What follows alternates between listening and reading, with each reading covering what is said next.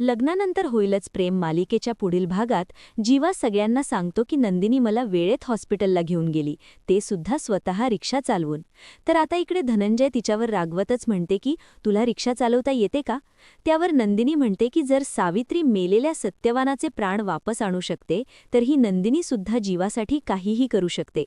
तर इकडे युग पार्थला सांगत असतो की तू काव्यवहिनीला माफ कर ना, तिला एक्सेप्ट कर.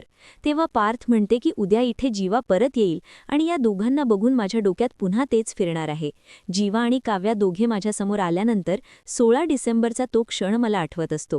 तर काव्या पार्थचं हे सगळं बोलणं ऐकते आणि ती पुन्हा बॅग भरून वापस जायचा निर्णय घेते. त्याचवेळी तिथे मालिनी येते आणि काव्याला म्हणते की हार मानलीस तू लगेच आणि तू घर सोडून जावं हे रम्याला तेच हवं आहे, असंही ती सध्या पार्थवर भुरं टाकण्याचा प्रयत्न करते. तू इथून निघून गेल्यावर तिचा मार्ग मोकळा होईल आणि मग पार्थसोबत लग्न करायला रम्या मोकळे. जर तुला हे मान्य असेल काव्या, तरच तू हे घर सोडून जा.